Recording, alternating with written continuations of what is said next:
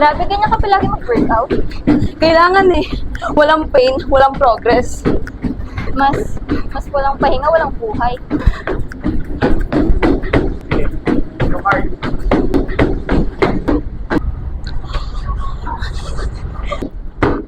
Ana, hinay-hinay lang. Hindi ka makakatulong sa sarili mo kung may injured ka lang. Okay lang ako, coach. Kailangan ko ipagpatuloy ito eh.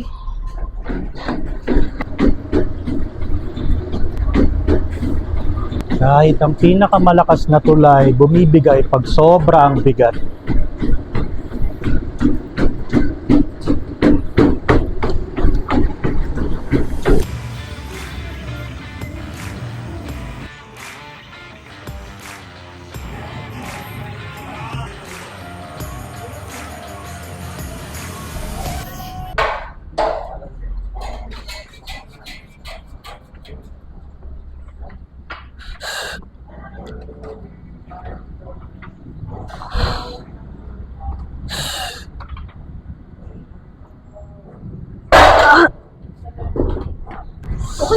No.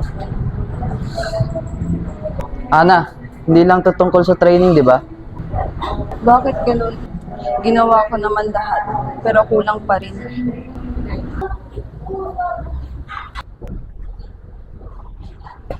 Alam ko yung pakiramdam na yan.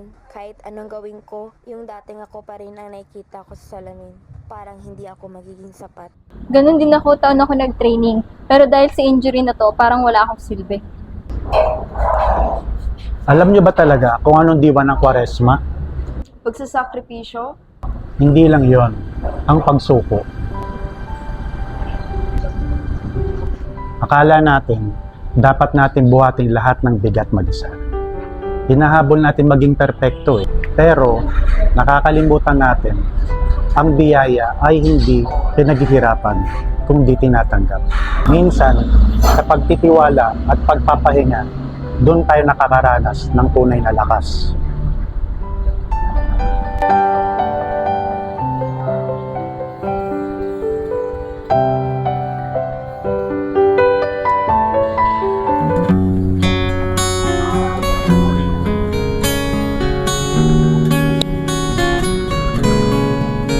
good afternoon, sir. Hi, good afternoon po. 1, 2. Angat nyo yan. Iangat nyo. 11. Coach! Si Mang Ellie. Ellie? Wala naman janitor na Ellie dito ah. Ha? Ellie? Mang Ellie?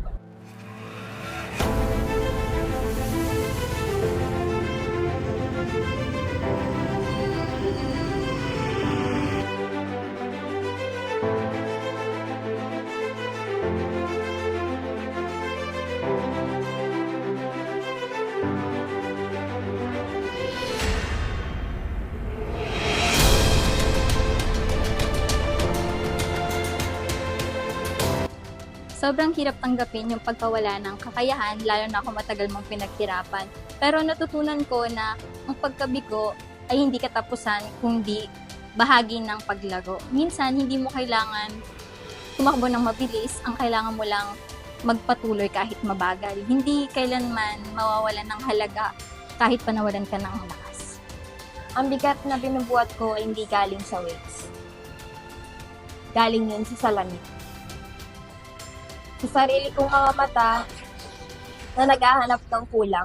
Pero sa kwento namin, nakita ko na may mga mata rin palang nakakita ng kagandahan sa kabila ng imperfection. Minsan, kailangan maging totoo sa sarili para makita natin kung gaano tayo kamahal ng Diyos. Hindi kailangan magpanggap. Bilang isang coach, lagi kong tinuturo ang disiplina at consistency. Pero minsan, kailangan din matutunan ng isang atleta o ng kahit sinong tao ay ang pahinga. Ang Kwaresma ay hindi lang tungkol sa kung gaano karami ang kaya mong gawin, kundi kung paano mo alagaan ang sarili mong puso. Dahil sa short film na ito, natutunan kong hindi lahat ng laban kailangan tapusin mag-isa. Akala ko noon, ang lakas ay kailangan laging patunayan na kung mas marami kang kayang buhatin, mas matatag ka. Pero sa kwento namin ito, natutunan ko na minsan, ang totoong lakas ay yung marunong ding huminto. Yung kayang magsabi ng sapat na at kailangan ko ng tulong. Hindi kahinaan ng pagtanggap na pagod ka. Isa itong paalala na may Diyos at may mga taong kayang sumalo sa'yo. Hindi naman talaga kailangan ng spotlight. Minsan, ang liwanag ay dumarating sa katahimikan. Gusto ko lang ipaalala sa lahat na hindi mo kailangan buhatin lahat. Hindi ka nilikhang mag-isa. Ang pagpapatawad sa sarili, ang pagbitaw sa kontrol, at ang paglapit sa Diyos, yan ang pinakamagaan at pinakamatibay mong buhat sa buhay.